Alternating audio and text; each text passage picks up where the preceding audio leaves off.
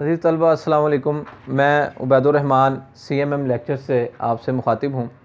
آج ہم سال دوم کے شاعر ناصر کاظمی کی غزل کا مطالعہ کریں گے۔ غزل نمبر 1 اور شاعر ہیں ناصر کاظمی۔ سب سے پہلے شاعر کا تعارف، ان کا اردو ادب میں جو نام مشہور ہے وہ ناصر کاظمی ہے، لیکن ان کا اصل نام سید ناصر سلطان تھا۔ ناصر کاظمی کو میر ثانی بھی کہا جاتا ہے۔ غم کے شاعر، دکھ کے شاعر اور اپنے حالات سے متاثر دکھائی دینے والے شاعر، انہوں نے اپنے ارد گرد کے جو اثرات محسوس کیے اسے بیان کیا، بالکل اسی طرح جس طرح میر تقی میر نے اپنے حالات کو بیان کیا تھا۔ آپ انڈیا کے شہر امبالہ میں پیدا ہوئے اور اس کے بعد انہوں نے ہجرت کی اور لاہور آ گئے۔ ناصر کاظمی کے کلام کی خصوصیات میں داخلی اور خارجی دکھوں کا اظہار ملتا ہے۔ وہ اپنی ذات کے دکھوں کو اور اپنے ارد گرد جو دکھ اور غم انہوں نے دیکھے اس کو انہوں نے اپنے کلام میں بیان کیا۔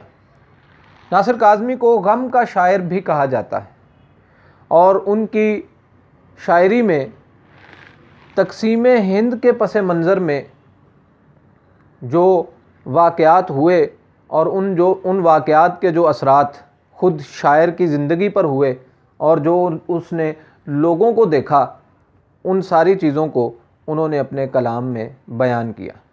خاص طور پہ لاہور شہر کے حالات کی انہوں نے منظر کشی کی ہے۔ ناصر کاظمی اپنے ارد گرد کے حالات کا نوحہ پڑھتے نظر آتے ہیں۔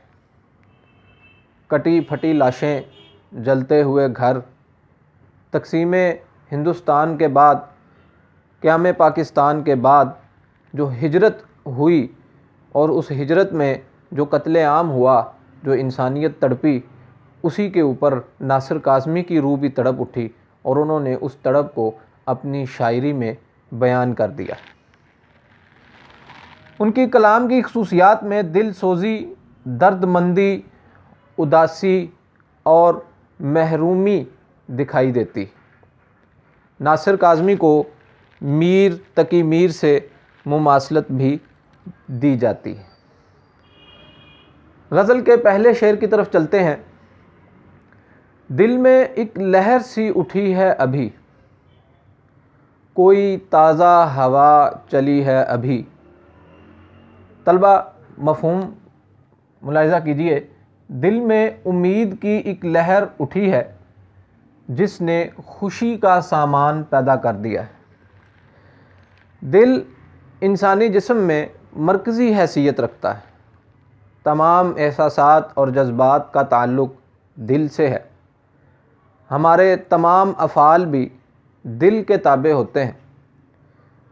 انسان کسی بھی چیز کا، داخلی احساسات کا یا خارجی حالات کا اثر سب سے پہلے اس کا دل قبول کرتا ہے۔ شاعر نے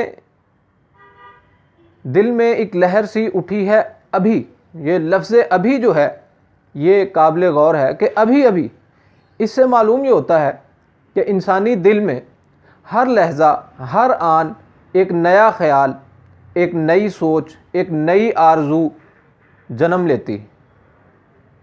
اب وہ آرزو پوری ہوتی ہے یا ادھوری رہتی ہے۔ اب دل میں ایک لہر سی اٹھی ہے ابھی۔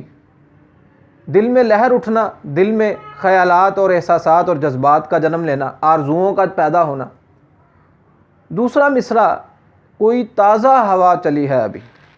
تازہ ہوا سے ہم کیا مراد لے سکتے ہیں؟ ہو سکتا ہے کسی دوست کی یاد شاعر کے دل میں آئی ہے، ہو سکتا ہے شاعر کو اپنا محبوب یاد آیا ہے۔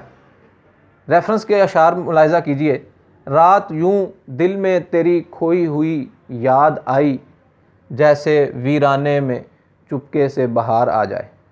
تو گویا شاعر کے دل میں جو تازہ ہوا کا جھونکا آیا ہے وہ کسی گزشتہ دوست کی یاد ہو سکتی ہے۔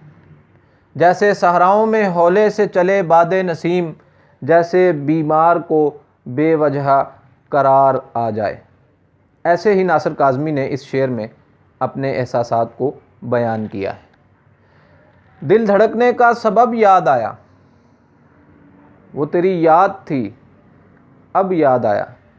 تو دل میں ایک لہر کا اٹھنا اور اس لہر کو تازہ ہوا کا جھونکا قرار دینا، گویا شاعر یہ کہنا چاہتا ہے کہ کسی ایسے دوست کی یا محبوب کی یاد آئی ہے میرے دل میں جو ایک تازہ ہوا کے جھونکے کی مانند ہے۔ اگلا شعر دیکھیے، شور برپا ہے خانہ دل میں۔ خانہ دل، دل کا گھر، خانہ گھر، شور برپا ہے خانہ دل میں، کوئی دیوار سی گری ہے ابھی۔ مفہوم ملاحظہ کیجئے، میرے دل میں کسی تمنا کا خون ہوا ہے اور یوں لگتا ہے جیسے کوئی دیوار گری۔ جس طرح گھر کی عمارت جو ہے وہ دیواروں پر قائم ہوتی ہے، اگر کسی گھر کی ایک دیوار گر جائے تو وہ کمزور ہو جاتا ہے، تو شاعر نے گویا دل کے گھر کی جو عمارتیں ہیں، عمارت کی جو دیواریں ہیں، وہ اپنی خواہشات کو قرار دیا ہے۔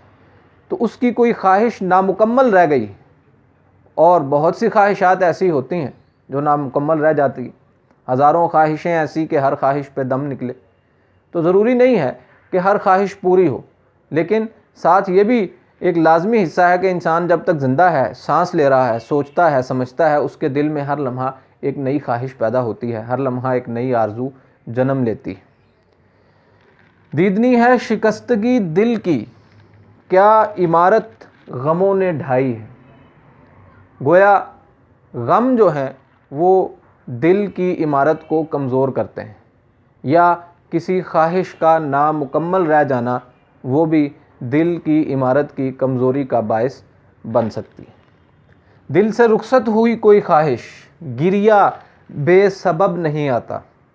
اس شعر میں بھی دیکھیں، شاعر یہی کہہ رہا ہے کہ دل کی کوئی عمارت، دل کی کوئی دیوار گری ہے، اور وہ خواہش کے رخصت ہونے کو یا خواہش کے نامکمل رہ جانے کو قرار دیا جا رہا ہے، کیونکہ انسان کی آنکھوں میں رونا بلا وجہ نہیں آتا۔ آرزو اور آرزو کے بعد خون آرزو، ایک جملے میں نہاں ہے داستان زندگی۔ ایک آرزو جنم لے، اس کے بعد دوسری آرزو، اس کے بعد پھر ایک خواہش، لیکن یہ تمام خواہشات جو ہیں وہ پوری نہیں ہوتی۔ اسی کے اندر انسان کی زندگی کا خلاصہ چھپا ہے۔ تیسرا شعر دیکھیے، بھری دنیا میں جی نہیں لگتا، جانے کس چیز کی کمی ہے ابھی۔ مفہوم ملاحظہ کیجئے، دنیا رنگینیوں سے بھرپور ہے لیکن میرا دل نہیں لگتا۔ انسان کے اندر کا جو موسم ہوتا ہے اس کے مطابق انسان باہر سے متاثر ہوتا ہے۔ اگر آپ کے اندر اطمینان ہے، خوشی ہے، تو باہر تاریک سرد رات ہو، خزاں کے جھڑے ہوئے پتے بھی پھر انسان کو اچھے لگتے ہیں، لیکن اگر انسان اندر سے بجھا ہوا ہے تو باہر لاکھ بہاریں اپنی رونق دکھائیں، انسان اس سے متاثر نہیں ہوتا۔ کچھ نہ کچھ ہوتا ہے آدمی کے باطن میں، بے سبب اداسی بھی بے سبب نہیں ہوتی۔ انسان کے احساسات اور جذبات اور انسان کے دل کا اور اس کے مطابق انسان کے رد عمل کا بڑا قریبی تعلق ہے۔ دیکھیے، 100 بار چمن مہکا، 100 بار بہار آئی، دنیا کی وہی رونق، دل کی وہی تنہائی۔ آپ اگر اندر سے خوش ہیں تو آپ خزاں کے جھڑے ہوئے پتوں سے بھی بہار کی آمد کی امید کر سکتے ہیں، لیکن اگر آپ اندر سے بجھے ہوئے ہیں تو آپ کے ارد گرد بہار ہے، پھول ہیں، پرندے چہچہا رہے ہیں، آپ کو اس سے کوئی دلچسپی نہیں ہوگی۔ تھی وہ ایک شخص کے تصور سے، اب وہ رعنائی خیال کہاں۔ بعض اوقات ایسا ہوتا ہے کہ آپ کی زندگی کی بہت سی خوبصورتیاں کسی دوسرے شخص سے وابستہ ہوتی ہیں، اس کی موجودگی سے آپ کی زندگی میں اطمینان اور خوشی ہو سکتی ہے، لیکن اگر وہ شخص رخصت ہو گیا ہے، چھوڑ گیا ہے، تو پھر اس کی کمی کوئی دوسرا شخص پوری نہیں کر سکتا۔ اس لیے شاعر یہ کہہ رہا ہے کہ تھی وہ ایک شخص کے تصور سے، اب وہ رعنائی خیال کہاں۔ اب وہ شخص چلا گیا ہے تو اس کے بغیر بھری دنیا میں جی نہیں لگتا، جانے کس چیز کی کمی ہے ابھی۔ عزیز طلبہ، آپ کو لیکچر پسند آیا ہوگا، ہمارا چینل لائک کیجئے، شیئر کیجئے اور سبسکرائب کیجئے۔ آپ کا بہت شکریہ۔ السلام علیکم۔